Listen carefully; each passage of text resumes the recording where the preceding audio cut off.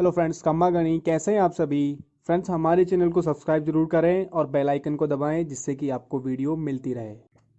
Hello नमस्कार दोस्तों, कैसे हैं आप सभी। दोस्तों, इंडियन आर्मी ने अलग अलग राज्य के हिसाब से उन्होंने वैकेंसी निकाली है जिसमें राजस्थान राज्य भी शामिल है। और इंडियन आर्मी का ये जो है नोटिफिकेशन आप ज्वाइन इंडियन आर्मी से डाउनलोड कर सकते हैं। वहाँ पर जाकर जयपुर का ऑप्शन आता है, अलग अलग जगह का है, अम्बाला, पटियाला, इन सभी जगह का अलग अलग नोटिफिकेशन है। तो आप जयपुर वाला नोटिफिकेशन डाउनलोड कर सकते हैं। इसी वेबसाइट से ज्वाइन इंडियन आर्मी से आपको पहले रजिस्टर करना होगा, उसके बाद में आपको अप्लाई करना होगा। ठीक है, ये वेबसाइट है। आप इस वेबसाइट को मैं लिंक में भी, मैं डिस्क्रिप्शन में भी मैं आपको दे दूंगा। आपको कोई क्यूरी है तो आप इन कॉन्टैक्ट नंबर पर कॉन्टैक्ट कर सकते हैं इंडियन आर्मी के रिगार्डिंग, आपको फॉर्म के रिगार्डिंग या रैली के रिगार्डिंग। जो रैली होगी जयपुर, सीकर और टोंक के जो विद्यार्थी हैं उनके लिए जो रैली होगी उसके रिगार्डिंग, जो भी डेट वगैरह अभी अनाउंस नहीं हुई है, केवल फॉर्म डेट स्टार्ट हुई है। आपकी जो फॉर्म डेट रहेगी 30 जून से ये फॉर्म स्टार्ट हो चुके हैं और 14 अगस्त इसकी लास्ट डेट रहेगी। रैली के दिन बाद में अलग से बताया जाएगा, रैली का जो दिन रहेगा उसका बाद में अलग से बताया जाएगा। इसका एडमिट कार्ड भी जारी होंगे। समझ में आ गई ये बात। सबसे पहले आपको फॉर्म भरना पड़ेगा, आपको ये रजिस्ट्रेशन करना होगा। ठीक है, 10वीं पास विद्यार्थी, यानी कि इसमें कम से कम आपको 10वीं पास होना अनिवार्य है। 10वीं में आपके 45% अंक होना अनिवार्य है। सभी विषयों में आपको पास होना अनिवार्य है, यानी कि 33% मार्क्स आपके सभी विषयों में होने चाहिए। अब बात आती है आपका नोटिफिकेशन। ये आप नोटिफिकेशन वेबसाइट से भी डाउनलोड कर सकते हैं, ज्वाइन इंडियन आर्मी से। वहां पर जयपुर का ऑप्शन दिखेगा आपको। ये जो राजस्थान में वैकेंसी निकली है आर्मी की, जयपुर, सीकर और टोंक जिले के पात्र अभ्यर्थियों के लिए निकली है। 24 अगस्त से 31 मार्च के बीच में इसकी रैली कभी भी हो सकती है, आपको डेट के माध्यम से बताया जाएगा। ठीक है, 30 जून 2020 से 14 अगस्त 2020 तक इसके ऑनलाइन एप्लीकेशन जो है आपको करवाना पड़ेगा। ऑनलाइन एप्लीकेशन अगर आप नहीं सबमिट करते हैं तो आप इस भर्ती में सम्मिलित नहीं किया जाएगा आपको। ठीक है, सैनिक सामान्य ड्यूटी, ये कुछ क्राइटेरिया है। आप नोटिफिकेशन डाउनलोड करके भी कर सकते हैं। मैं आपको आगे बताऊंगा कि क्या क्या डॉक्यूमेंट्स आपको रैली के टाइम पे ले जाना जरूरी है। आपकी उम्र 17 से 21 वर्ष की होनी चाहिए। आप 21 वर्ष से ज्यादा की नहीं होनी चाहिए, 17 वर्ष से कम की नहीं होनी चाहिए। ये रेंज होनी चाहिए आपकी डेट ऑफ बर्थ, इसके बीच में आना चाहिए आपका जन्म दिनांक। 170 सेंटीमीटर आपकी ऊंचाई होनी चाहिए। 50 किलो कम से कम आपका वजन होना चाहिए। और जो ये छाती वाती फुलाने का जो भी सिस्टम है वो 77 सेंटीमीटर और 5% +5 फुलाने के बाद में आपका चेस्ट होना चाहिए। 10वीं पास इसमें रिक्वायरमेंट है आपका 45% अंक मिनिमम होना चाहिए। 33% सभी विषयों में आपका होना चाहिए।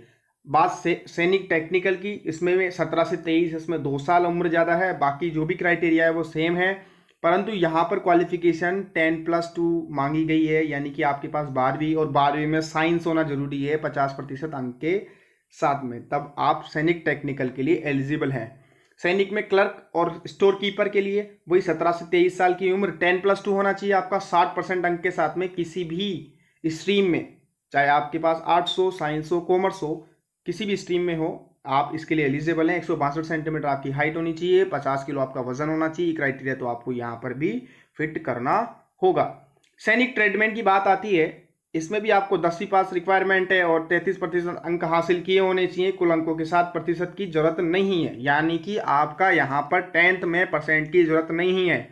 इसमें क्राइटेरिया खत्म कर दिया। जहाँ 10th में 45% अंक थी उस वाली पोस्ट में ट्रेडमैन के लिए आपके पास में ये क्वालिफिकेशन की जरूरत नहीं है। ट्रेडमैन में ये चीज़ें शामिल है, ड्रेसर वगैरह जो भी चीज़ें हैं। 17 से 23 साल की उम्र होनी चाहिए, 17.5 से 23 साल, और 170 सेंटीमीटर, 50 किलो वजन वगैरह, ये सब आपको क्राइटेरिया फुलफिल करने होंगे। अगर आप इस रेंज में आते हैं तो आप इस भर्ती के लिए क्वालिफाई करते हो।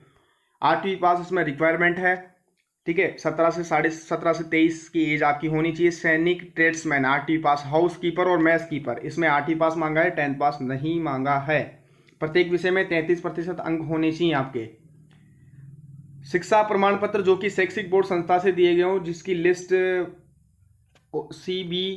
COBSEA, ICTE और CBSE बोर्ड से प्रमाण पत्र ही स्वीकार हैं, यानी कि एक प्रमाणित बोर्ड से आपके प्रमाण पत्र होने चाहिए। अभी जैसे आगे हम बात करेंगे क्या क्या प्रमाण पत्र आपको चाहिए। अगर आप सैनिक बैकग्राउंड से आते हैं, यानी कि आपके परिवार में कोई पहले सैनिक रह चुका है, तो आपको कुछ चीज़ों में आपको मतलब जैसे 2 सेंटीमीटर आपको कम हाइट की जो उसमें भी चल जाएगा, कम है छाती, और वजन में भी 2 किलो आपका कम है तो चल जाएगा। ठीक है, ये क्राइटेरिया अगर आप फुलफिल करते हो तो आप इसके लिए एलिजिबल हो। जैसे आप उत्कृष्ट खिलाड़ी हो, यानी कि कभी कभी आपने वो खेल खेला हो और आपके पास में अच्छा प्रमाण पत्र हो, शारीरिक क्षमता में छूट, उत्कृष्ट खिलाड़ी अंतर्राष्ट्रीय, राष्ट्रीय, राज्य, जिला स्तर पर खेला हो, ठीक है, प्रथम और द्वितीय स्थान हासिल किया हो। इसमें क्राइटेरिया है कि आपका सेकंड और फर्स्ट स्थान आना जरूरी है और आपके पास में प्रमाण पत्र होना चाहिए। ये कुछ मार्क्स का सिस्टम दिया हुआ है कि आप ये 1.6 किमी की दौड़ जो है 1 से 5 मिनट और 30 सेकंड तक करोगे, यानी कि 1 से 5 मिनट के बीच में, 2 से 5 के मिनट के बीच में, तो ये 60 अंक, और ये पुशअप्स का 10 अंक, 40 अंक। तो इस तरह से इनका क्राइटेरिया रहेगा कि आप जितने कम समय में करोगे आपको उतने ही अंक ज़्यादा मिलेंगे।